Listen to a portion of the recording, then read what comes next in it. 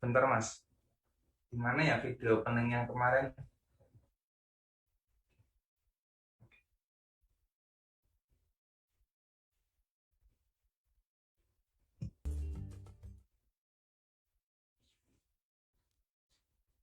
Bismillahirrahmanirrahim. Assalamualaikum warahmatullahi wabarakatuh.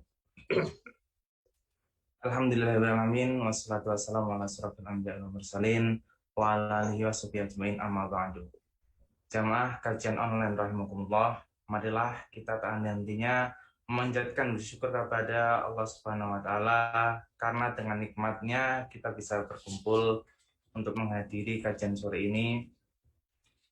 Dan juga tak lupa selawat dan salam senantiasa kita sanjungan kepada Nabi Muhammad SAW yang kita nantikan syafaatnya di yaumil akhir kelak. Amin. Alhamdulillahirrahmanirrahim, kita masih bisa bertatap muka lagi walaupun via online ya. Kita sore ini masih dibersamai oleh Ustadz Muhammad Saihu yang kali ini masih akan membahas tema muhasabah membersihkan hati jilid kedua. Assalamualaikum Ustadz Saihu. Waalaikumsalam warahmatullahi wabarakatuh. Gimana kabarnya Ustadz? Alhamdulillah, ya khair. Sehat walafiat, alhamdulillah.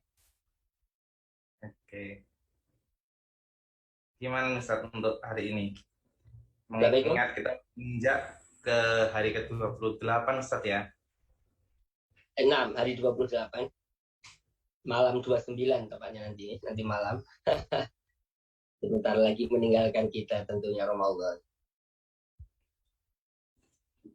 Ya, dan sesuai tema kita hari ini ya, kawan-kawan, yaitu untuk muhasabah membersihkan hati. Semoga apa yang kita lakukan 28 hari kemarin bernilai ibadah dan juga tentunya bisa meningkatkan kualitas diri kita. Amin. Kepada Ustadz, saya persilahkan untuk memulai kajian pada sore hari ini. Assalamualaikum warahmatullahi wabarakatuh. Waalaikumsalam warahmatullahi wabarakatuh. Bismillahirrahmanirrahim. Alhamdulillahi rabbil alamin. Wassalatu wassalamu ala asyrafil anbiya'i wal mursalin. Sayyidina Maulana Muhammad wa ala alihi wa sahbihi ajma'in. Subhanallah walhamdulillah wa la ilaha illallah wallahu akbar. Wa la hawla wa la quwwata illa billahil aliyyil azim. Adada kulli harfin kutiba yuktabu abadal abidin wa dahrad dahirin. Subhanaka la ilma lana illa ma 'allamtana innaka antal alimul hakim. Rabbi shrah li sadri wa yassir li amri wahlul 'uqdatam min lisani yafqahu qawli bijahin nabi wassahbi wal ali amma ba'd. Pertama-tama mari sama-sama kita panjatkan puji syukur kita ke hadirat Allah Subhanahu wa taala yang mana pada kesempatan kali ini, pada waktu yang mulia ini, kita masih diberikan oleh Allah limpahan taufik, hidayah, inayah, sehingga kita masih bisa mengadakan agenda kita rutinan berupa pengajian agama di sore hari, tepatnya selama bulan Ramadan. Mudah-mudahan apa yang kita lakukan bersama pada sore hari ini mendatangkan ridha dan rahmatnya Allah. Mudah-mudahan apa yang kita hajatkan bersama, baik itu hajah dunyawiyah atau hajah ukhrawiyah, mudah-mudahan dikabulkan dan dimudahkan oleh Allah Subhanahu wa taala. Amin amin ya rabbal alamin. Shalawat serta salam semoga selalu tercurahkan kepada baginda Nabi besar Muhammad sallallahu alaihi wasallam beserta keluarganya, sahabatnya, pengikutnya dan yang mengikuti jejak langkah beliau dari dulu sekarang sampai akhir zaman. Bapak-bapak, hadirin, hadirat yang sama-sama dimuliakan dan dirahmati oleh Allah. Menyambung kajian kita dengan tema muhasabah di dalam pembersihan hati kita. Tentunya kemarin kita dengan kajian atau menggunakan kitab Adab Sulukil Murid, buah karya daripada Al-Habib Abdullah bin Alawi Al-Haddad, seorang yang memang dikenal spesialis di dalam masalah hati, spesialis di dalam masalah batin kita, layaknya sebagaimana Imam Al-Ghazali rahimahullahu ta'ala. Bahkan sedikit bercerita tentang Al-Habib Abdullah Al-Haddad. Kata para ulama, beliau adalah sosok seperti sebagaimana Imam Al-Ghazali rahimahullah ta'ala. Bahkan untungnya orang yang berada di zaman sekarang ini, zaman akhir ini, tidak perlu ia membahas kitab yang panjang lebar, tidak perlu, cukup dengan kitab-kitab yang dikarang oleh Al-Habib Abdullah Al-Haddad. Maka intinya sama dengan kitab-kitab yang panjang lebar yang disebutkan seperti di dalam kitab Ihya Ulumuddin. Ya.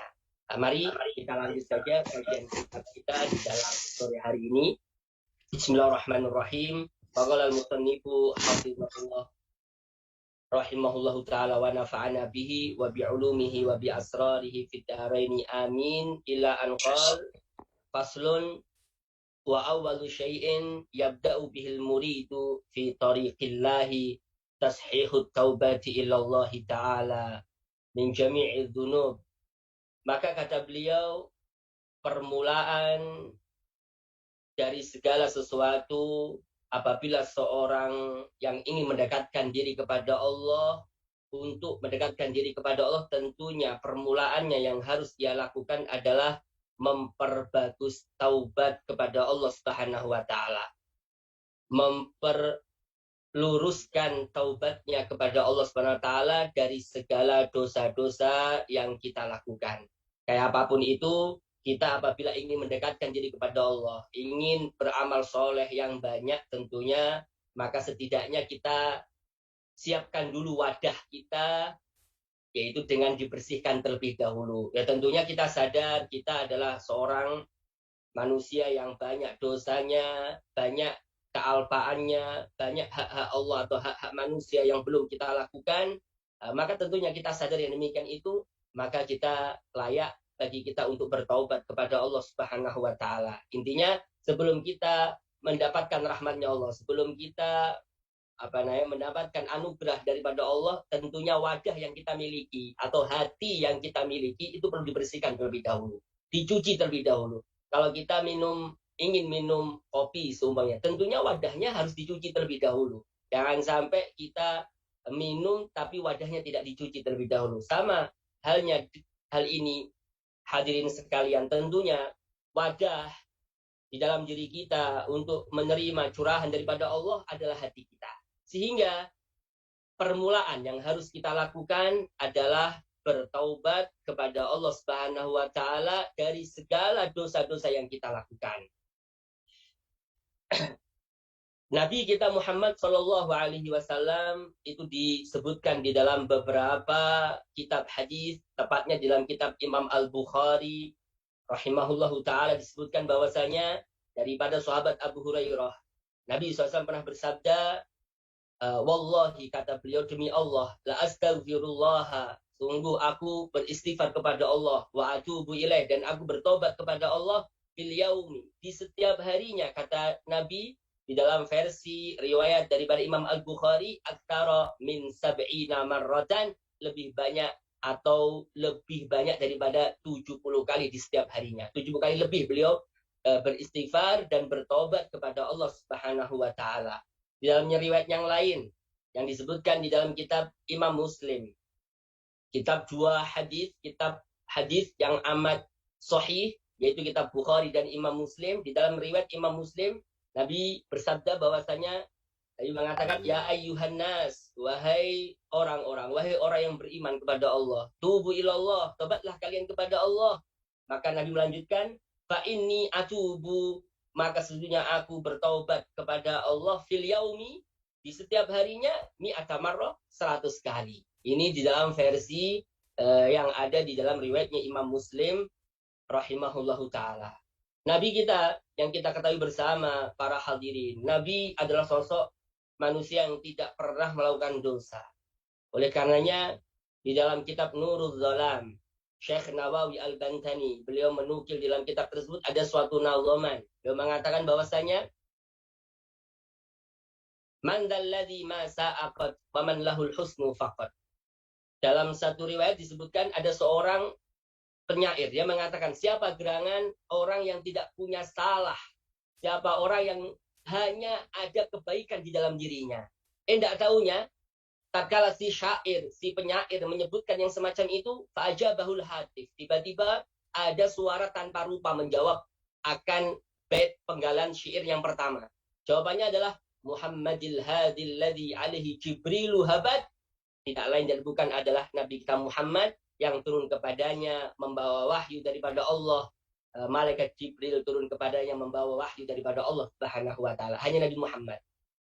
Dengan Nabi Muhammad yang sosok manusia yang tidak punya dosa dan salah, walaupun demikian dituntut, bahkan dianjurkan di dalam Al-Quran, diperintahkan oleh Allah untuk bertaubat dan beristighfar kepada Allah SWT. Nabi yang tidak punya dosanya ini beristighfar semacam ini, apalagi kita. Seyogyanya, nah ini kata beliau, kata Abdul Al-Haddad, hendaknya bagi kita untuk sering-sering bertaubat kepada Allah Subhanahu wa taala. Kemudian disebutkan di sini kata beliau, wa in kana alaihi syai'un minal mazalimi li ahadin minal khalqi. Terus bagaimana para hadirin kalau seumpamanya dosa tadi itu berkaitan dengan manusia? Tentunya tidak cukup kita bertaubat saja kepada Allah, itu tidak cukup. Maka apa yang harus kita lakukan? Falyubadir bi'adaiha. Maka hendaknya kita sebelum bertobat kita bergegas untuk menunaikan, menyelesaikan hak-hak kita, hak-hak orang lain yang belum kita lakukan, belum kita laksanakan, kita selesaikan semuanya. Kalau ada utang piutang, kita selesaikan. Kalau ada maaf permasalahan, kita pernah ngambil barangnya, kita berikan barangnya. Kita minta rela, kita minta ridho kepadanya, dan seterusnya. Karena ini berkaitan dengan makhluk. Ini berkaitan dengan makhluk. Oleh karenanya, kata beliau, kita tidak bakal dapat ampunan Allah kecuali kalau kita yutlabul ihlalu minhum, kita meminta kehalalan daripada mereka. Kalau mereka ridho, baru kita dapat ridhonya Allah. Baru Allah mengampuni kita. Karena ini berkaitan dengan manusia. Dan tentunya kalau kita belum meminta maaf kepada orang yang bersangkutan dengan kita, orang yang kita pernah zalimi dan sebagainya, maka kata beliau Al-Habib Abdul Haddad, zimmatuhu murtahanatan bihuquqil khalqi, maka tanggungannya itu tergadaikan dengan hak-haknya kepada orang lain yang pernah dia zalimi. Tergadaikan, tidak dapat apa-apa dia di sisi Allah. Tidak dapat apa. Kenapa? Karena tergadaikan. Belum sah. Tidak mungkin seseorang itu menuju kepada Allah, tidak mungkin seseorang itu beribadah kepada Allah kalau masih punya tanggungan kepada orang lain.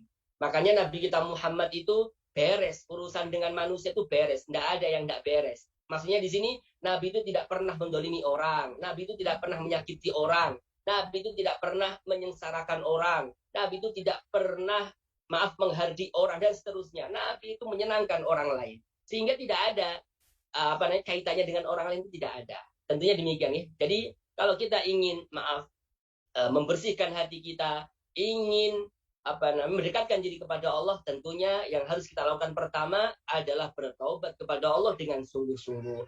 Maka kata beliau, kata Habib Abdul Haddad, taubat yang sungguh-sungguh itu tentunya harus ada beberapa syarat yang harus dilakukan. Di antaranya seseorang tadi itu sidqun nadam, benar-benar menyesal atas apa yang ia lakukan daripada dosa-dosa.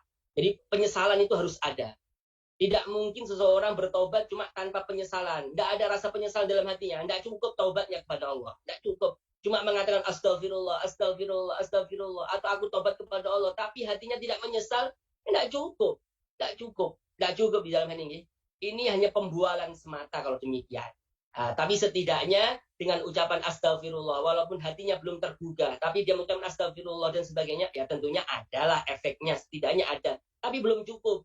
Untuk menghapus dosa-dosa besar itu belum cukup. Oleh karenanya harus ada penyesalan. Dan juga di antaranya kata para ulama, dia harus azam, berkeinginan bahwasanya dia tidak akan mengerjakan perbuatan maksiat tersebut selama-lamanya, sepanjang dia hidupnya. Dia harus ada semacam itu. Dalam hatinya harus ada keyakinan atau harus ada niatan bahwasanya dia tidak akan mengerjakan perbuatan dosa itu sepanjang hidupnya. Ini kata para ulama. Kemudian kata Habib Abdul Haddad, wa man taba an syai'in. Siapa orang di antara kita yang bertaubat daripada perbuatan maksiat, daripada perbuatan dosa, tidak tahunya dia musirun alaihi, maka di waktu setelah itu dia mengerjakan perbuatan tersebut, atau dia setelah dia bertobat kepada Allah, namun ada keinginan, nanti suatu saat aku akan mengerjakan kembali, nanti kalau aku ada kesempatan aku akan mengerjakan kembali. Yang semacam ini kata Habibul Haddad, fala taubatalahu, maka tidak dianggap taubatnya kepada Allah, itu tidak dianggap. Jadi demikian, ini diantaranya. Tentunya syarat di sini harus ada penyesalan di dalam hatinya dan dia berniat tidak akan mengulangi kembali dosa-dosa tersebut sepanjang hidupnya. Kemudian kata beliau, wal yakunil murid ala dawam fi ghayatin min al-i'tiraf bi taksir 'anil qiyam bima yajibu 'alaihi min haqqi rabbih wa mata hazina 'ala taksirihi wa ankasara qalbuhu min ajlihi falyalam anna Allah indahu id yaqulu subhanahu ana indal munkasirati qulubuhum min ajli. Kemudian kata beliau, seyogyanya seseorang yang ingin mendekatkan diri kepada Allah, dia harus sadar bahwasanya dia itu selama ini telah lalai kepada Allah, kurang maksimal di dalam mengerjakan hak-haknya Allah, maka yang semacam itu patut disesali. Kita harus bersedih atas itu semuanya. Kalau kita bersedih atas apa yang sudah kita lakukan karena kita tidak maksimal beribadah kepada Allah, karena kita banyak dosanya kepada Allah, maka di waktu itu orang yang semacam ini berada dekat kepada Allah Subhanahu wa taala. Berarti orang tersebut sudah kembali kepada Allah. Orang tersebut sudah berada di sisi Allah Subhanahu wa taala. Loh, kenapa? Karena didasari dengan hadis Nabi Shallallahu alaihi wasallam, ana indal munkasirati qulubuhum min ajli, aku di sisi orang yang remuk hatinya atau susah sedih hatinya karena diriku. Karena dia sadar tidak maksimal di dalam mengerjakan ibadah kepada Allah, karena dia banyak dosanya, kemudian dia merasa menyesal dan bersedih, maka di waktu itu sungguh ini sudah ada tanda-tanda dia dekat kepada Allah Subhanahu wa taala. Kemudian kita lanjut, para hadirin, kata beliau, seyogyanya bagi orang yang ingin mendekatkan diri kepada Allah, hendaknya kalau dia sudah bertobat kepada Allah dengan semaksimal mungkin, maka hendaknya dia menjauhi perbuatan dosa walaupun sekecil apapun itu. Jauhi. Ini jauhi. Kenapa demikian? Karena yang namanya perbuatan dosa sekecil apapun itu bisa jadi mendatangkan murkanya Allah. Jadi jangan kita gampang meremehkan perbuatan dosa. Lah kan ini kan dosa kecil, ini kan dosa yang ringan. Kayaknya banyak kok orang yang melakukan dosa semacam ini, banyak. Aku juga ikut aja lah, nggak bisa. Kenapa demikian? Kata para ulama, kita lihat Nabi Adam alaihissalam. Nabi Adam itu diusir, maaf nih, bahasa saya, diusir daripada surganya Allah. Gara-gara apa? Gara-gara dosa yang dianggap remeh. Karena beliau menganggap remeh perbuatan dosa berupa makan buah yang ada dalam surga yang dilarang oleh Allah. Gara-gara itu aja, gara-gara meremehkan, diusir. Padahal itu hanya memakan aja, larangan sedikit aja, larangan yang tidak besar di sisi Allah. Itu dengan ini, gara-gara meremehkan diusir daripada Allah. Ya, maksudnya di sini kata para ulama, tidak ada istilah meremehkan dosa, itu tidak ada. Loh, kenapa kok demikian? Karena bisa jadi Bapak sekalian, kata para ulama, tatkala seseorang melakukan perbuatan dosa kepada Allah, itu ada dua macam aja. Kalau kita berbuat maksiat, kemudian kita meyakini bahwasanya Allah itu melihat kita. Allah melihat kita nih. Tatkala kita berbuat dosa, kemudian kita yakin, kita sadar Allah melihat kita, maka di waktu itu kata para ulama, dia sudah menghinakan atau merendahkan pandangan Allah. Allah memandang kita, kok kita berani-beraninya bermaksiat kepada Allah. Karena dia merendahkan akan pandangan Allah, inilah yang menyebabkan seseorang sekecil apapun perbuatan dosa yang dia lakukan, maka bisa jadi mengandung atau mengakibatkan seseorang mendapatkan murkanya Allah Subhanahu wa taala. Karena ini bukan karena tentunya dosa di sisi Allah, tapi karena merendahkan pandangan Allah, dia dapat dosa, dapat ancaman, bahkan dapat murkanya Allah Subhanahu wa taala. Yang kedua, bisa jadi tatkala seseorang berbuat maksiat kepada Allah, dia itu meyakini atau dia itu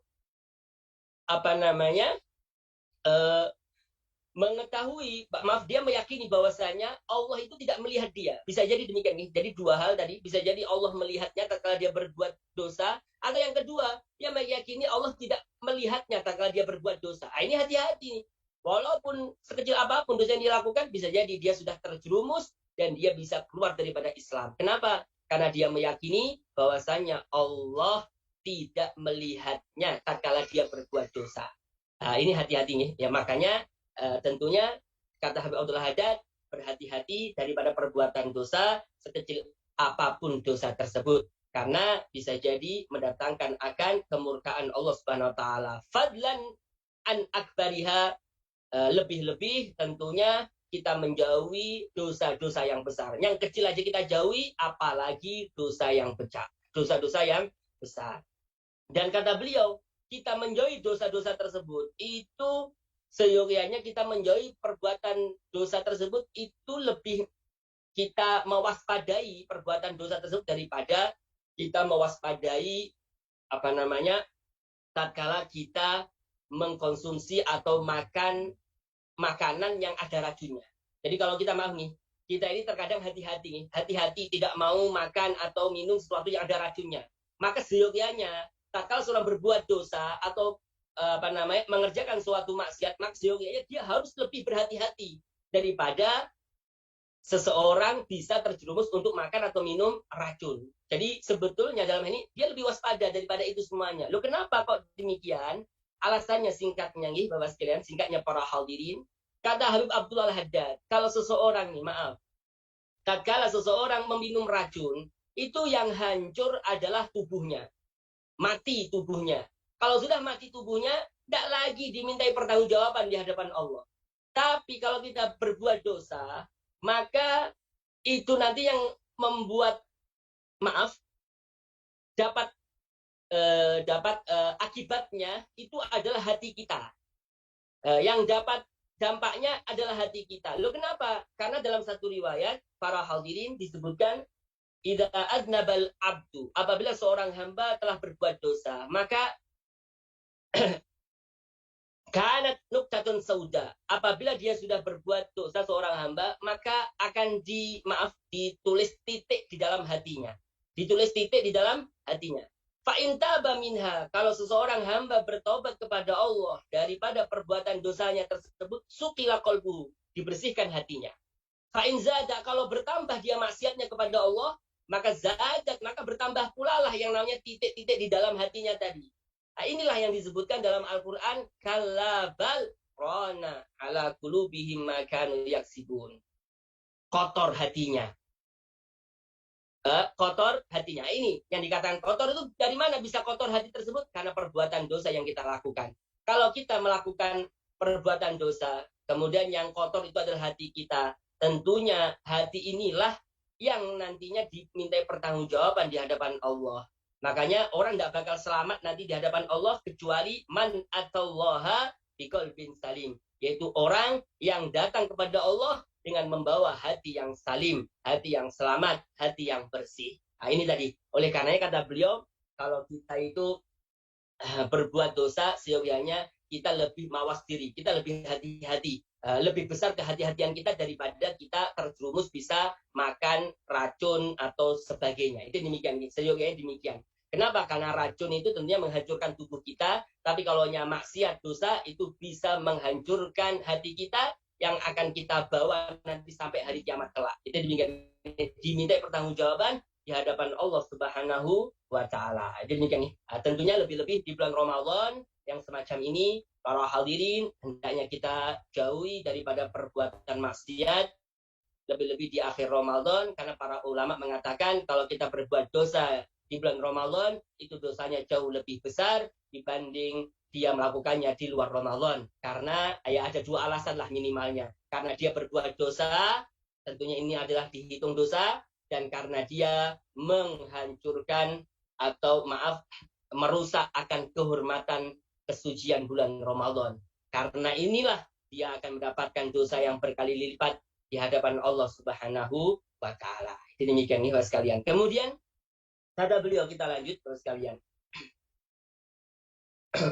Wa al-murid an yajtahida fi hifdzi qalbihi minal wasawisi wal afat wal khawatirir radiyah wal yuqim ala babi qalbihi hajiban minal muraqabati yamna'uha minad dukhul ilaihi fa innaha in dakhalathu afsadathu wa ya'suru ba'da dzalika ikhrajuha minhu. Kemudian beliau mengajak kepada kita, menyuruh kepada kita semuanya, bagi orang yang memang ingin mendekatkan diri kepada Allah Subhanahu wa taala, untuk berusaha menjaga hatinya daripada segala macam kerusakan, dari segala macam penyakit atau bisikan-bisikan yang bisa menjerumuskan kita untuk masuk ke dalam nerakanya Allah Subhanahu wa taala. Ya'udzubillah min dzalik. Ini kata beliau nih. Tentunya beliau mengajak kepada kita untuk menjaga hati kita. Oleh karenanya Al-Imam Al-Ghazali rahimahullahu ta'ala, beliau mengatakan, ajibtu liman ya'tani biwajihi. Kata beliau, aku heran dengan seseorang yang, maaf, perhatiannya itu hanya di wajahnya. Bagaimana caranya wajahnya itu, maaf, berseri-seri, putih, merona, terkesan enak dilihat oleh orang dan seterusnya. Aku heran sama orang yang semacam ini. Kenapa? Karena wajah itu tempat pandangan manusia, tempat pandangan makhluknya Allah, itu manusia. Jadi demikian ya. Nah, kalau kita biasanya demikian ya. Bagaimana caranya kita itu tampil bungas, tampil ganteng di hadapan orang, tampil maksimal. Nah ini. Dan kita melalaikan tempat pandangan Allah. Kita cuma fokus di dalam wajah kita, namun kita tidak fokus di dalam hati kita. Yang mana hati kita ini adalah tempat pandangannya Allah Subhanahu wa taala. Tempat pandangan Allah adalah hati. Tentunya demikian ya, sebagaimana dalam hadis yang masyhur yang kita ketahui bersama, Allah tidak memandang kepada rupa kita, tidak memandang kepada badan tubuh kita, tidak, tapi Allah memandang kepada hati kita. Tapi Allah memandang kepada hati kita. Oleh karenanya, para hadirin, banyak di luar sana orang yang, maaf, kita anggap mereka biasa-biasa saja. Kita anggap mereka itu orang yang hina. Padahal bisa jadi mereka itu adalah orang yang amat luar biasa di sisi Allah Subhanahu wa taala. Kenapa? Ya karena yang dipandang adalah hati kita. Yang dipandang adalah hati, bukan bentuk rupa, bukan.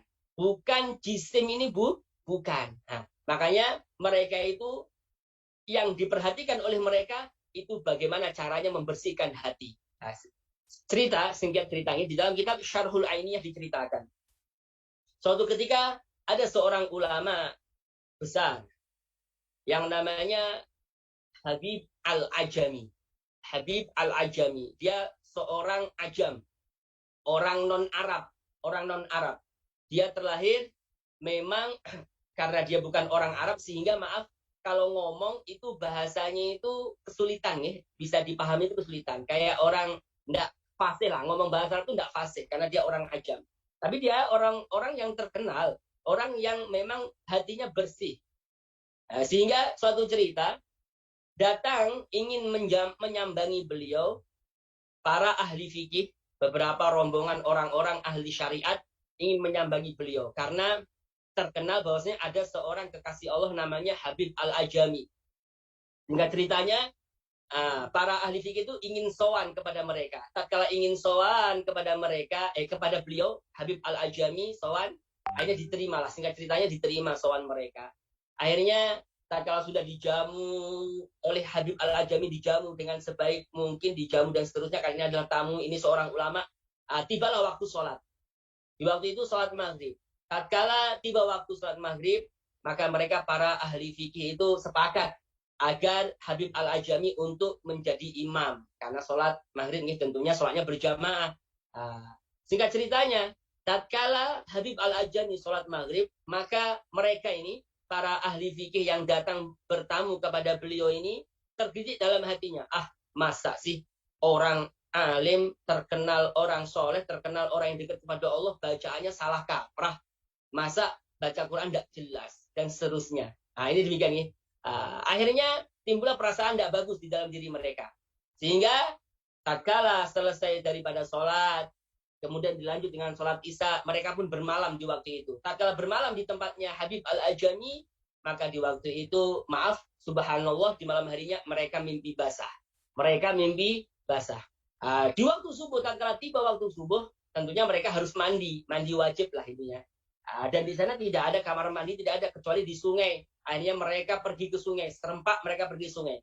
Tatkala mandi di sungai, mau intinya menyelesaikan daripada mandinya, mau naik dari sungai, tiba-tiba ada seekor singa yang besar di situ, seekor singa yang besar.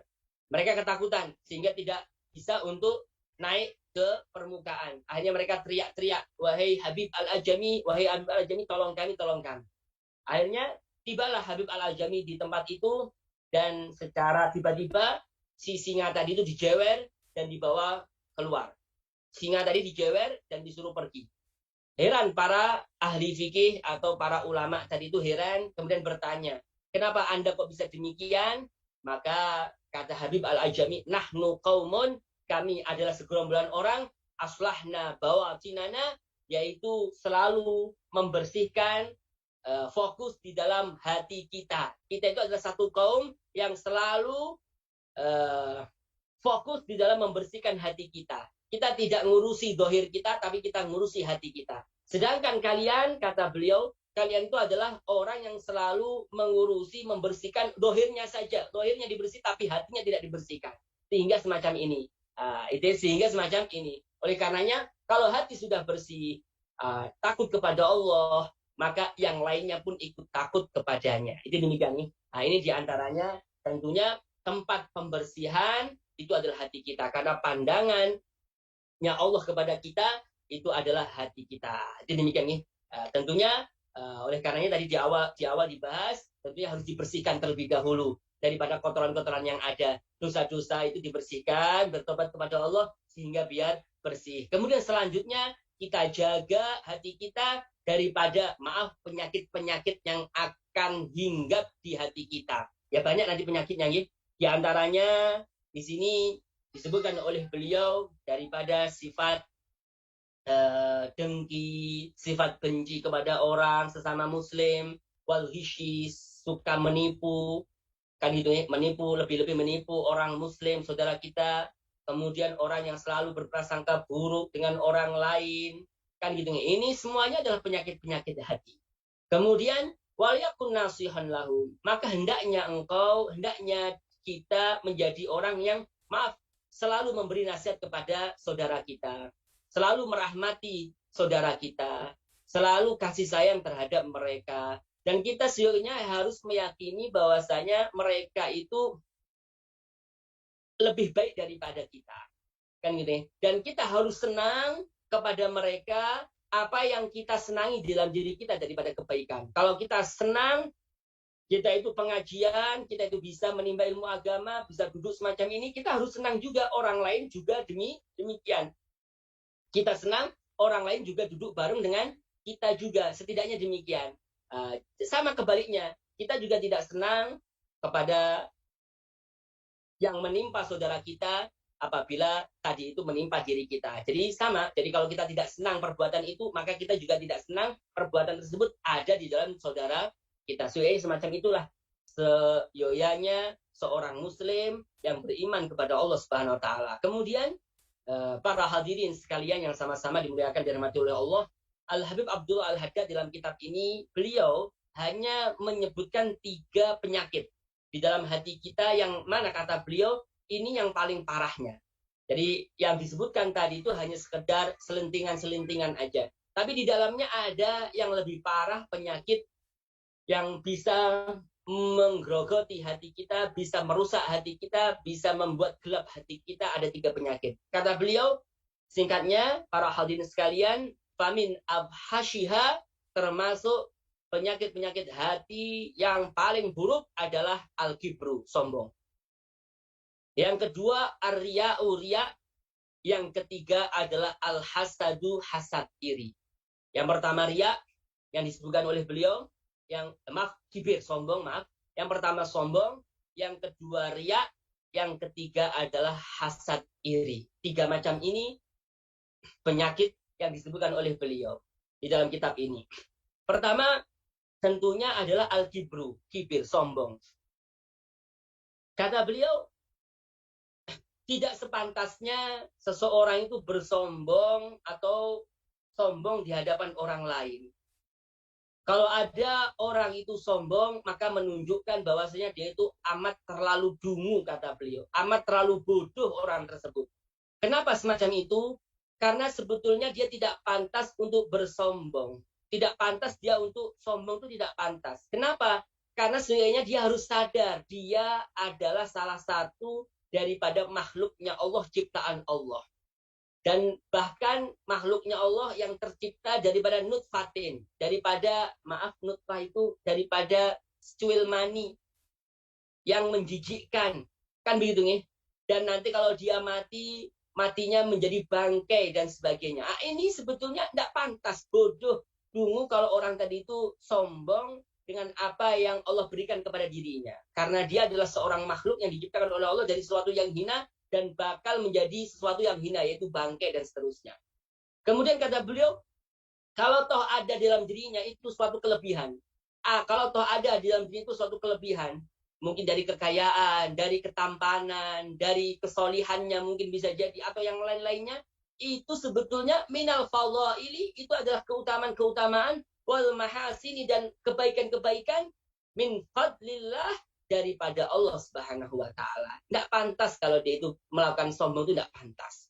Nah, ini demikian nih, tidak pantas dia itu sombong, tidak pantas. Kenapa? Kalau dia resapi itu semuanya, maka apa sih yang harus disombongkan itu apa? Tidak ada. Jadi demikian nih.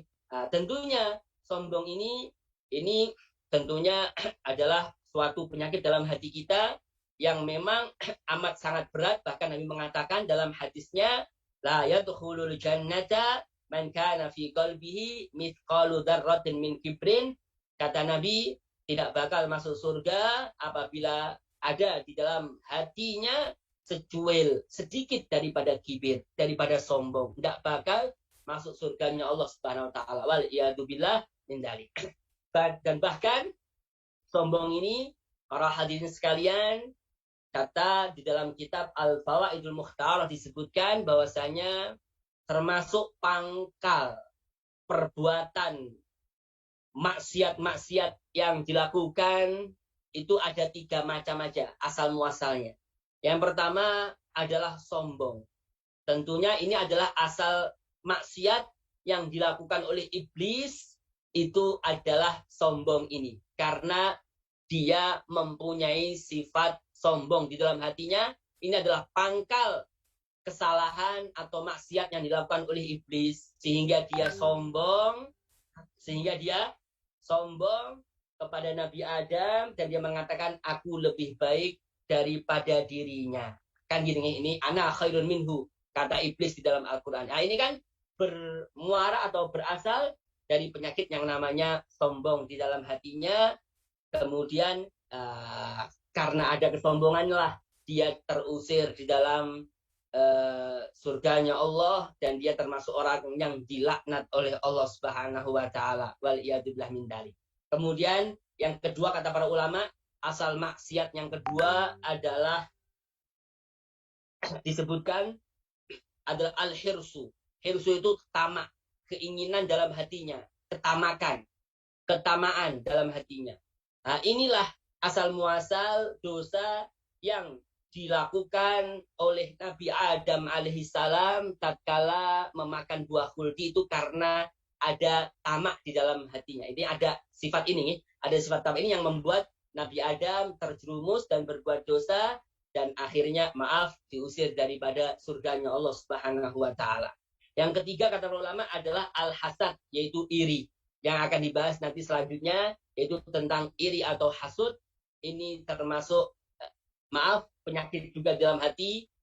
Ini juga termasuk penyakit yang amat parah, dan ini adalah pangkal dosa yang dilakukan oleh Qabil tatkala dia membunuh saudaranya, ya karena didasari iri terlebih dahulu, iri dengan saudaranya, akhirnya timbullah perasaan dan sebagainya, akhirnya timbullah dosa yang bernama membunuh ini. Ini berawal daripada iri di dalam hatinya. Iri di dalam hatinya. Ini adalah 3 macam penyakit dalam hati yang menjadi pangkal daripada perbuatan dosa-dosa yang lain, kata para ulama. Tentunya yang pertama adalah perbuatan atau sifat sombong ini. Oleh karenanya disebutkan, kata Habib Abdullah Haddad, sombong itu termasuk penyakit hati yang perlu kita hindari, Bapak sekalian, para hadirin sekalian. Oleh karenanya kalau kita sadar, kita tahu bahwasanya kita itu adalah seorang makhluk yang tidak punya apa-apa, kita tidak ada upaya tiada daya kecuali daripada Allah Subhanahu wa taala, maka setidaknya kita akan leluasa lah, kita tidak akan mudah untuk menghina orang, merendahkan orang dan sebagainya. Oleh karenanya kata para ulama, agar tidak terhindar daripada penyakit-penyakit di dalam hati ini, khususnya sombong ini, khususnya bangga diri, karena bangga diri itu termasuk daripada sombong nantinya, termasuk bagian daripada sombong. Ini yang bisa merusak akan amal ibadah kita ini. Oleh karenanya kalau kita kita ingin berbuat suatu kebaikan, kalau kita ingin berbuat suatu kebaikan kepada Allah, maka seyogianya kita sadari bahwasanya semuanya itu bermuara atau berasal daripada taufik dan anugerah daripada Allah. Jadi kalau kita berbuat ketaatan kepada Allah, kita yakin di dalam hati kita bahwasanya itu semuanya pemberian daripada Allah. Itu semuanya adalah anugerah daripada Allah. Sehingga tidak mudah bagi kita nantinya tatkala kita beramal soleh, meyakini bahwasanya itu dari kita. Oh, saya ini yang beramal, saya ini yang berbuat kebaikan, saya ini yang bangun, ini saya yang membuat rumah, ini saya membangun masjid, ini saya, yang ini saya, ini saya. Tidak ada yang semacam itu. Kenapa? Karena sembari di awal dia meyakini bahwasanya itu semuanya dia bisa lakukan itu karena pemberian daripada Allah. Karena yang namanya manusia tidak ada yang bisa dibanggakan, sehingga aman daripada sifat sombong, aman daripada sifat ujub bangga diri dalam hatinya, sehingga membuat amal ibadahnya itu bisa terjaga, bisa dikatakan amal ibadah tadi itu akan diterima oleh Allah Subhanahu wa taala. Kemudian yang kedua kita lanjut Bapak sekalian, para hadirin yang sama-sama dimuliakan oleh Allah. Yang kedua adalah riya. Penyakit hati yang kedua yang perlu dijaga di dalam kitab ini disebutkan oleh beliau, pengarang kitab, yaitu riya. Tentunya kata beliau, orang yang riya di dalam hatinya berarti hatinya itu sepi daripada pengagungan kepada Allah Subhanahu wa taala. Loh kok kenapa demikian? Tatkala seseorang mahni, dia beribadah. Kemudian tatkala beribadah, dia bukan karena Allah, karena orang lain. Berarti seakan-akan orang lain itu lebih mulia daripada Allah. Seakan-akan orang lain itu lebih agung daripada Allah. Sehingga dia itu tatkala beramal soleh, tatkala beribadah, tujuannya untuk orang lain. Seakan-akan Allah itu rendah. Seakan-akan Allah itu kecil. Yang besar adalah orang lain tersebut. Makanya kata Habib Abdullah Haddad dalam kitab ini, orang yang murai, orang yang riak di dalam ibadahnya, sungguh dia itu telah mengecilkan akan keagungan Allah SWT di dalam dirinya. Sehingga dia melebihkan yang lain daripada Allah Subhanahu wa taala. Jadi demikian. Oleh karenanya, apabila ada orang yang semacam ini, tentunya ini adalah orang yang jahil, orang yang bodoh, dan orang tadi itu kepentingannya dalam hatinya hanya urusan duniawi aja. Urusan dunia aja. Orang lain atau yang lainnya itu kan urusan dunia pastinya. Pingin dilihat oleh orang ini, pingin disanjung ini, pingin ini. Ini cuma sekelumit daripada dunia ini aja. Oleh karenanya dia mengagungkan dunia daripada yang menciptakan dunia, yaitu Allah Subhanahu wa taala. Tentunya yang dituntut bagi kita adalah kebalikannya. Bagaimana caranya? Tatkala kita beribadah kepada Allah, kita hanya mengagungkan akan Allah Subhanahu wa taala dan kita meninggalkan intinya cinta dunia atau hal-hal yang bisa merusak akan hati kita daripada penyakit-penyakit. Tentunya di dalam hal ini adalah riya ini. Tentunya tatkala kita beribadah kepada Allah, maka seyogianya kita murni beribadah kepada Allah semata, tidak karena yang lainnya. Di dalam suatu perkataan yang disampaikan oleh Al-Imam Al-Qatadah, apabila seorang hamba dia sudah murai, seorang hamba apabila dia beribadah kepada Allah tapi tujuannya orang lain, maka di waktu itu kata Imam Qatadah, Allah akan mengatakan, unduru, lihatlah, kaifa yastahzi'u bi, bagaimana lancangnya hambaku ini, dia sudah merendahkan akan diriku ini. Ini kata Imam Al-Qatadah, tatkala seorang hamba dia melakukan riya atau beribadahnya itu karena orang lain, bukan karena Allah Subhanahu wa taala. Kemudian di dalam beberapa hadis Nabi SAW bersabda, akhwafu ma akhafu alaikum asyirkul asghar. Jadi kata Nabi, sesuatu yang amat sangat aku khawatirkan terjadi kepada kalian adalah kesyirikan yang kecil. Maka para sahabat mengatakan, ma huwa ya Rasulullah, apa syirkul asghar itu apa ya Rasulullah? Maka kata Nabi, ar-riya, yaitu riya. Tentunya ini adalah kesyirikan yang kecil. Kenapa kok dikatakan syirik? Karena tatkala dia beribadah, dia mensekutukan Allah di dalam niatan tersebut. Karena orang lain juga. Karena orang lain juga, bukan karena Allah. Sehingga ini kategori asyirkul asghar, syirik yang kecil. Ini bahaya nih. Bapak sekalian, tentunya apa yang kita kerjakan nantinya, kalau berlandasan riya karena yang lainnya, tentunya kita tidak akan mendapatkan sedikit pun daripada apa yang kita kerjakan. Kemudian langsung saja menyingkatkan waktu, yang ketiga adalah hasad, yaitu iri. Tentunya iri ini, kata beliau, kata Habib Abdullah Al-Haddad dalam kitab ini, bahwa mu'adatun lillahi lahiratun, pada dasarnya orang yang iri terhadap orang lain, pada dasarnya dia itu sudah memusuhi akan Allah nyata, terang-terangan. Dan dia melawan akan Allah di dalam kerajaan Allah dengan nyata. Loh, kenapa demikian? Orang yang iri kepada orang lain, itu pada dasarnya dia itu sudah menentang dan memusuhi akan Allah SWT. Kenapa? Iya, karena idza an'ama ala ba'di ibadi, apabila Allah telah memberikan satu kenikmatan terhadap sebagian hamba-hambanya dengan nikmat-nikmat yang Allah berikan kepadanya, maka tidak ada keraguan bahwasanya Allah menghendaki itu semuanya di dalam diri orang tersebut. Tidak tahunya ada seorang hamba mengingini kebalikan itu semuanya. Berarti ini sudah menentang akan Allah. Kan begitu nih. Maaf nih, semuanya. Allah menghendaki si A jadi orang kaya.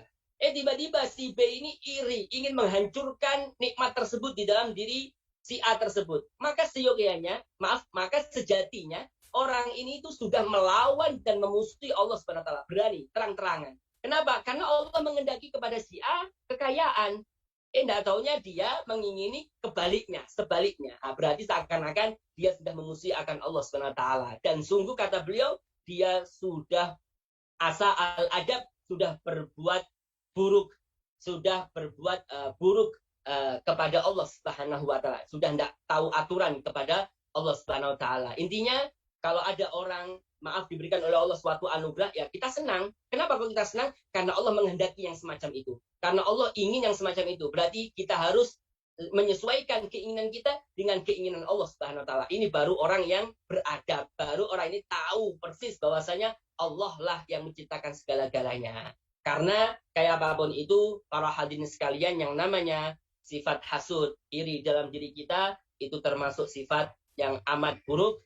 Bahkan itu bisa menggerogoti amal soleh kita, dan bahkan bisa menghancurkan akan amal ibadah kita.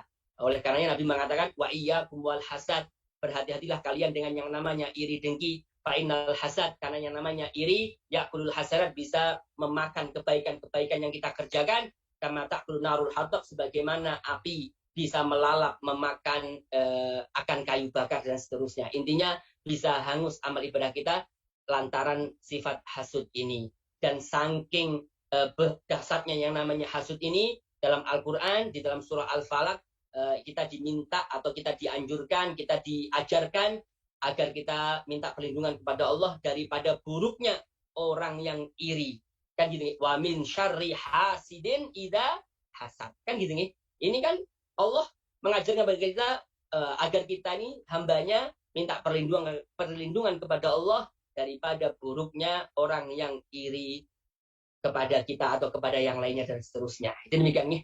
Dan tentunya orang yang hasud, orang yang iri, itu sejatinya dia itu memiliki dua kesengsaraan.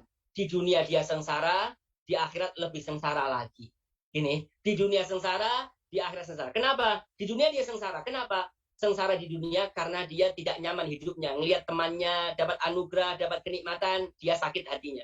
Dapat ini sakit lagi, dapat ini sakit lagi. Tentunya di dunia sakit, di akhirat lebih sakit lagi. Inilah yang disebutkan dalam firman Allah Ta'ala, khasirat dunia wal akhirah. Rugi di dunia dan rugi di akhirat kelak. Itu demikian nih. Nah, sekali ini diantaranya. Tentunya tadi adalah 3 hal yang perlu kita perhatikan daripada penyakit-penyakit hati ini.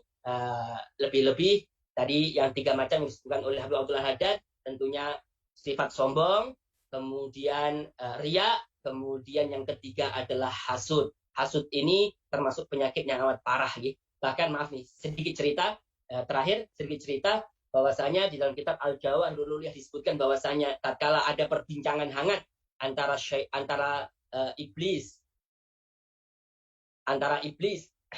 dan Fir'aun di waktu itu. Ada perbincangan hangat antara iblis dan Fir'aun. Kemudian perbincangannya, singkat ceritanya dalam kitab Al-Jawahirul Ulu'iyah disebutkan siapa sih gerangan yang lebih buruk daripada kita berdua. Nah, singkat ceritanya, kata iblis, yang paling buruk daripada kita adalah orang yang hasud. Orang yang hasud.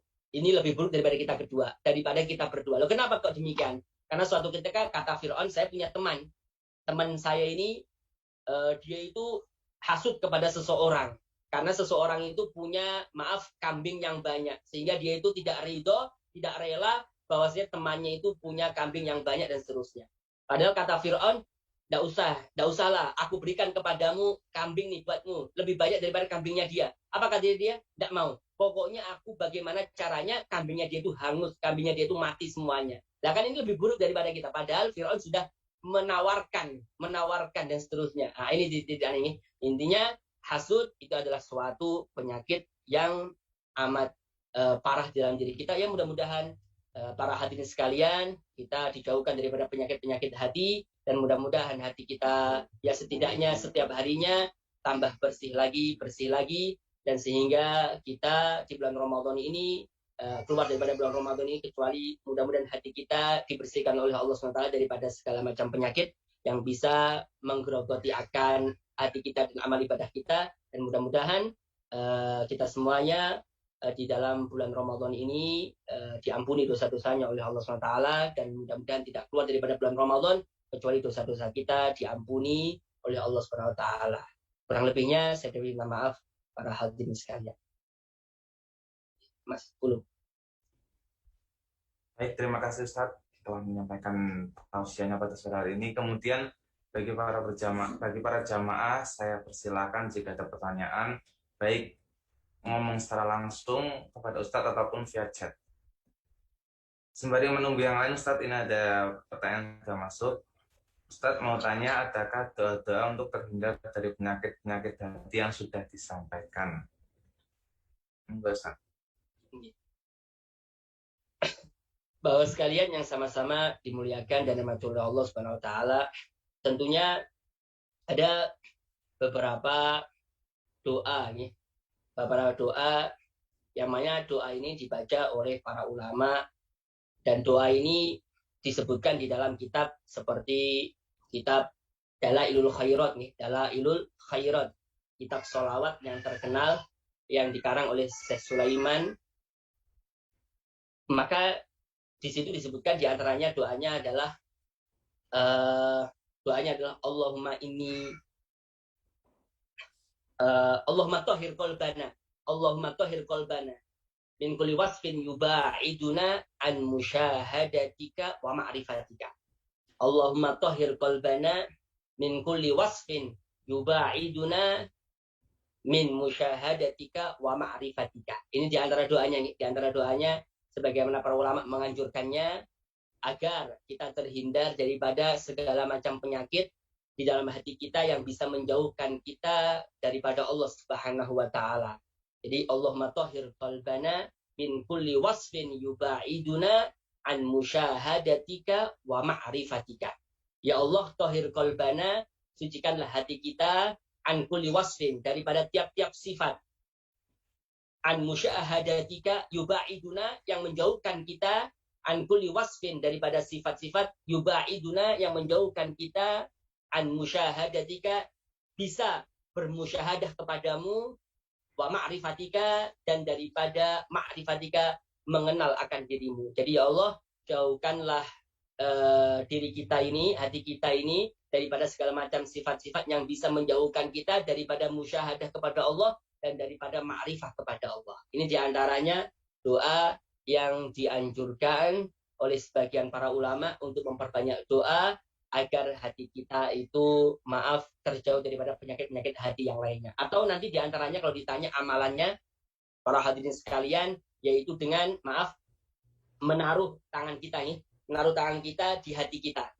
Tepatnya kata para ulama, hati itu di bawah shoulder, di atas perut. Di bawah shoulder, di atas perut. Nanti ditaruh semacam ini, dan menaruhnya nanti ini melakukan ini, rutinan ini setiap selepas sembahyang 5 waktu, dan nanti sambil membaca doa, membaca ayat atau surah Al-Quran, yaitu surah Alam Nashrah Laka Sadrak wa wada'na anka wizrak, dan seterusnya, Alam Nashrah dan seterusnya. Nanti baca doa semacam itu nih, sambil menaruh tangan kita di hati kita. Kata para ulama, hati itu di bawah shoulder, di atasnya perut. Ini demikian nih, di sebelah kiri tubuh kita, di sebelah kiri. Nanti membaca Alam Nashrah Laka Sadrak wa wada'na anka wizrak dan seterusnya. Nah, ini demikian nih, Alam Nashrah Laka Sadrak. Alam Nashrah Laka Sadrak. Mungkin demikian. Baik, silakan kepada para jamaah yang lain yang ingin bertanya masalah muhasabah ini ataupun yang lain. Assalamualaikum warahmatullahi wabarakatuh, Ustaz Saiful. Waalaikumsalam warahmatullahi wabarakatuh, Ustaz. Mohon izin tanya, Ustaz. Siap, marhaba, Ustaz. Ya, ini saya tadi menyimak beberapa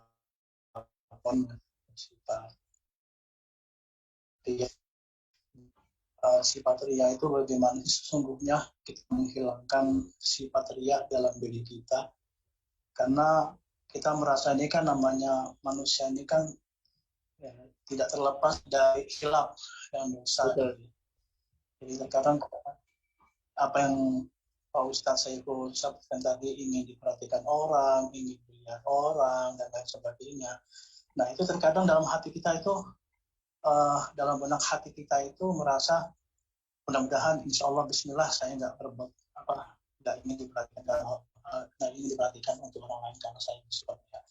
Nah itu yang pertama, Ustadz. Terus masalah lain di luar materi, Ustadz, masalah ghibah. Nah masalah ghibah nih, aku menggunjing. Nah itu gimana nilai pahalanya di bulan Ramadan, Ustadz? Karena saya juga ada hal-hal yang kayaknya ini sangat riskan sekali masalah ghibah ini, apalagi salah satunya adalah bisa membatalkan ibadah puasa kita, kan?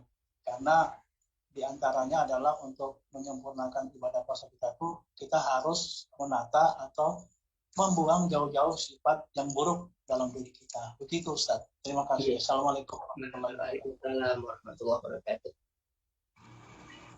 Para hadirin sekalian yang sama-sama dimuliakan dan dirahmati Allah.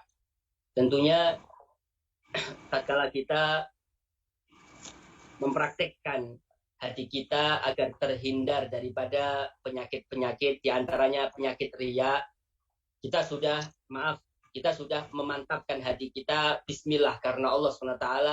Tidak taunya di pertengahan jalan, ya ada aja yang mengganggu ini, itu, dan sebagainya. Ya tentunya ini adalah manusiawi tentunya. Ini adalah manusiawi, dan tentunya hati seperti hati kita ini kan perlu dididik, perlu dilatih.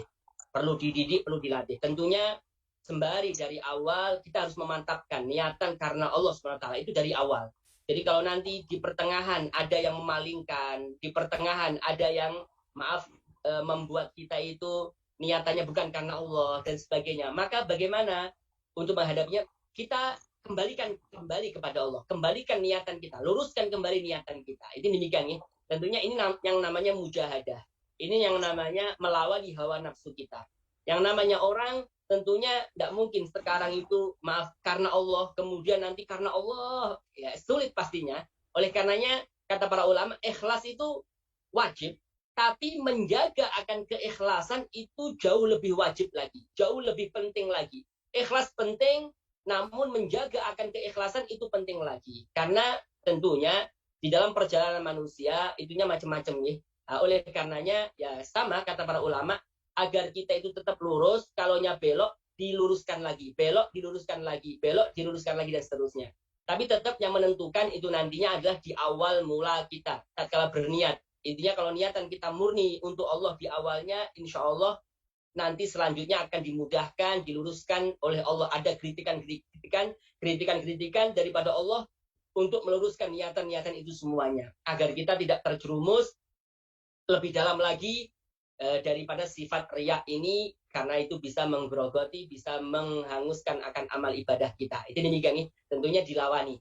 Ini mungkin demikian nih Bapak-Bapak sekalian yang sama-sama dimuliakan dan dirahmati oleh Allah. Tentunya kemudian yang kedua nih sedikit tentang masalah ghibah.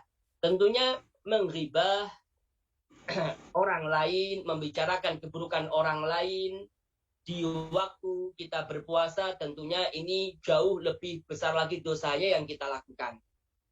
Karena dalam satu riwayat hadis, man kassara qalbal mu'mini faka'annama hadamal ka'bata sab'ina marratan.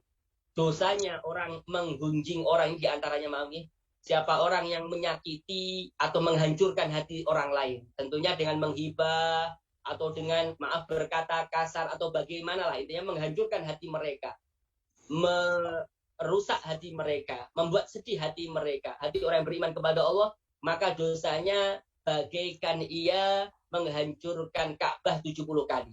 Dan kata para ulama, sekali menghancurkan Ka'bah itu dosanya bagaikan seseorang berzina dengan ibunya sendiri. Dosanya besar sekali. Jadi menghibah itu dosanya amat besar sekali. Karena bagian daripada menyakiti akan perasaan hati orang lain, lebih-lebih orang yang beriman kepada Allah Subhanahu wa taala. Tentunya kata para ulama, Bapak sekalian, termasuk yang bisa menghanguskan pahala puasa kita yaitu dengan berbuat ghibah tersebut nih. Makanya dalam hadis yang mungkin sering kita dengar, khamsun yuftirnas shaimah. Ada 5 perkara yang bisa membatalkan puasa. Mungkin di sini saya mungkin berbicara tentang koridor di dalam mazhab Syafi'i nih. Maksudnya di sini yuftirnas shaimah, maksudnya hadis Nabi ini ada 5 perkara yang bisa membatalkan puasa. Maksudnya di sini yang membatalkan di sini bukan puasanya yang batal, tapi gagal total pahalanya. Tidak dapat apa-apa di sisi Allah. Tidak dapat apa-apa. Maksudnya di sini batal dari segi pahalanya, bukan batal dari segi puasanya. Kalau puasanya mungkin secara hukum, secara zahirnya mungkin sah-sah aja. Tapi kemungkinan diterima tidak mungkin diterima. Tapi sah, tapi tidak diterima. Bisa jadi demikian ya. Karena apa? Karena pahalanya hangus, karena pahalanya hilang. Hilangnya gara-gara apa? Gara-gara dia diantaranya menghibah. Karena kata Nabi ada 5 perkara yang bisa membatalkan puasa. Diantaranya ghibah. Oleh karenanya kata dalam mazhab Syafi'i di sini ada membedakan. Ada kalanya membatalkan akan batal puasanya, berarti ada kewajiban untuk mengganti puasanya nanti setelah Ramadan, diganti puasanya, dikodok puasanya. Nah, ini kalau dia melakukan konteks fisik, intinya melakukan fisik lah nih, melakukan seperti melakukan hal-hal yang membatalkan puasa, seperti mungkin makan, minum, atau memasukkan sesuatu dari lubang-lubang yang ada secara sengaja, maka jadi batal. Kalau batal puasanya berarti mau tidak mau nanti wajib diganti selepas Ramadan. Tapi kalau dia menghibah, asalkan dia tidak batal nih, asalkan dia ya kayaknya dari fajar sampai terbitnya matahari, dia tidak melakukan hal-hal yang membatalkan puasa, tapi dia menggunjing aja. Maka bagaimana? Tentunya puasanya sah. Karena dia tidak melakukan hal-hal yang membatalkan puasa, tapi di waktu itu batal pahala puasanya, dan kemungkinan besar puasanya tidak bakal diterima oleh Allah. Karena kata para ulama, di dalam mazhab Syafi'i itu membedakan mana itu sah, mana itu qabul. Sah itu berarti menurut hukum fikih sah, karena dia tidak melakukan hal-hal yang membatalkan puasa atau hal-hal yang membatalkan yang lainnya. Jadi demikian sah. Tapi diterimanya oleh Allah belum tentu diterima. Tentunya syarat diterima oleh Allah kalau amalan itu murni karena Allah, karena amalan itu aman daripada yang lainnya, aman daripada penyakit yang lainnya. Bisa jadi ini kemungkinan besar amal tadi itu diterima oleh Allah SWT. Jadi di sini itu hanya sekedar rupa tanpa hakikat. Itu demikian kalau seseorang itu berpuasa tapi tetap melakukan menghibah. Intinya dia tidak dapat apa-apa daripada puasa ini, tidak dapat apa-apa. Bahkan bisa jadi amal ibadah tadi itu berupa puasanya ya tidak diterima oleh Allah. Tapi bisa jadi kalau kategori sahnya bisa jadi sah. Dalam artian sah itu maksudnya sah, maksudnya di sini Bapak-bapak sekalian, para hadirin sekalian, maksudnya di sini adalah sah di sini maksudnya tidak dituntut untuk mengulangi lagi. Tidak dituntut untuk mengulangi lagi. Mungkin demikian nih. Bapak sekalian, kurang lebihnya saya minta maaf. Bapak Ustaz, terima kasih.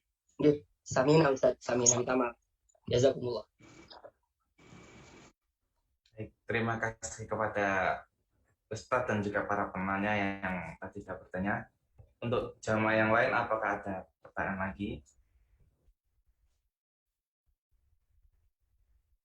Oke, kalau tidak ada mungkin pesan Ustaz, atau final statement kepada kita para warga Zoom, warga Facebook, dan juga para peserta minus yang ada di tambang Ustaz. Monggo Ustaz. Ya. Para hadirin, para hadirat sekalian yang sama-sama dimuliakan dan dirahmati oleh Allah Subhanahu wa taala. Tentunya di penghujung Ramadan ini sebentar lagi kita akan keluar meninggalkan Ramadan. Tentunya mari kita maksimalkan ibadah kita, mari sucikan hati kita, mari kita berusaha menggapai ridhonya Allah SWT di sisa-sisa bulan Ramadan ini. Karena belum tentu kita di Ramadan yang akan datang kita diberikan oleh Allah kesempatan untuk beribadah di dalamnya. Belum tentu, karena tidak ada yang bisa memastikan itu semuanya. Oleh karenanya, yang di hadapan kita ini beberapa hari kemudian ini adalah kesempatan bagi kita untuk menggapai ridhonya Allah SWT. Kalau kita sebelum-sebelumnya kita sadar kita banyak dosa, sadar kita banyak masih penyakit hati di dalam hati kita, mari kita bertaubat kepada Allah sebelum keluarnya bulan Ramadan, agar kita mendapatkan keridhaan daripada Allah Subhanahu wa taala. Karena tentunya ibadah di bulan Ramadan itu tentunya akan dilipat gandakan oleh Allah Subhanahu wa taala. Begitu juga dengan perbuatan maksiat tentunya akan dilipat gandakan oleh Allah Subhanahu wa taala di bulan Ramadan apabila dilakukan kemaksiatan tersebut. Dan juga tentunya kita tidak berkecil hati, walaupun mungkin bisa jadi malam Lailatul Qadar sudah lewat, tapi belum tentu. Bisa jadi keridhaan Allah itu diletakkan oleh Allah di akhir-akhir atau di penghujung-penghujung Ramadan. Bisa jadi. Karena apabila kita berbuat ketaatan kepada Allah di waktu-waktu yang bisa jadi orang itu pada kabur, orang lain pada lari darinya, kita masih bertaat kepada Allah, masih melakukan ibadah kepada Allah, besar harapan mudah-mudahan kita mendapatkan keridhaan Allah di waktu-waktu tersebut, di akhir-akhir Ramadan ini. Tentunya singkatnya, mari kita resapi akan hadis Nabi SAW ini, yaitu yang berbunyi innamal a'malu bi khawatimiha, sesungguhnya amal ibadah itu bergantung di season akhirnya. Kalau akhirnya baik, insya Allah sepanjang bulan ini akan baik insya Allah. Namun kalau tidak, mungkin bisa jadi sepanjang bulan ini juga tidak juga baik di sisi Allah SWT. Mungkin demikian, Bapak sekalian, para hadirin sekalian yang sama-sama dimuliakan dan dirahmati Allah, saya pribadi minta maaf. Mudah-mudahan kita semuanya diberikan oleh Allah limpahan taufik untuk bisa beramal soleh di bulan Ramadan ini. Amin ya rabbal alamin. Ya, silakan Mas Ulum. Mungkin bisa lanjut pimpin doa sekarang Ustaz. Ya Allah.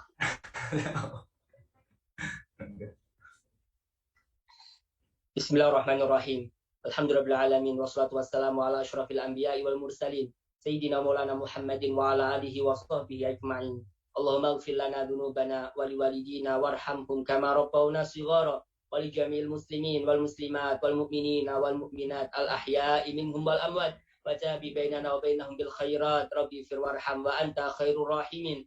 Allahumma ya ghaniyu ya hamid ya mubdi ya mu'id ya rahimu ya wadud أغننا بحلالك عن حرامك وبطاعتك عن معصيتك وبفضلك عمن سواك اللهم اهدنا بهداك واجعلنا ممن يسارع في رضاك ولا تولنا وليا سواك ولا تجعلنا ممن خالف أمرك وعصاك وحسبنا الله ونعم الوكيل ولا حول ولا قوة إلا بالله العلي العظيم اللهم إنك عفو كريم تحب العفو فاعف عنا اللهم إنك عفو كريم تحب العفو فاعف عنا اللهم إنك عفو كريم تحب العفو فاعف عنا وعن والدينا وعن جميع المسلمين والمسلمات والمؤمنين والمؤمنات برحمتك يا أرحم الراحمين ربنا آتنا في الدنيا حسنة وفي الآخرة حسنة وقنا عذاب النار ربنا تقبل منا إنك أنت السميع العليم وتب علينا إنك أنت التواب الرحيم وصلى الله على سيدنا ونبينا محمد النبي الأمي الحبيب العلي القدر العظيم الجاه وعلى آله وصحبه وبارك وسلم بفضل سبحان ربك رب العزة عما يصفون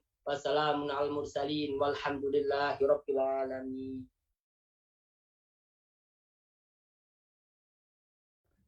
Terima kasih kepada Ustaz Saiful yang 2 hari ini telah membersamai kita ya Kemudian saya ucapkan terima kasih juga kepada para warga Zoom yang senantiasa bergabung, kemudian kepada para warga Facebook mungkin yang menonton melalui live Facebook, dan juga kepada para karyawan atau persada miners yang mendengarkan kajian ini melalui Radio Ban FM. Kemudian masih ada 2 hari lagi ya kita kajian kita pada sore hari. Pada sore hari yang insya Allah nanti akan dibersamai oleh Ustaz Hamim Tohari. Dan akhirul kalam, saya mohon maaf bila ada salah kata ataupun salah penyampaian dalam membersamai ataupun dalam memimpin jalannya kajian sore hari ini.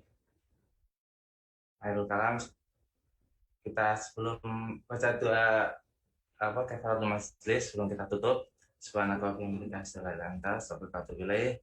Assalamualaikum warahmatullahi wabarakatuh.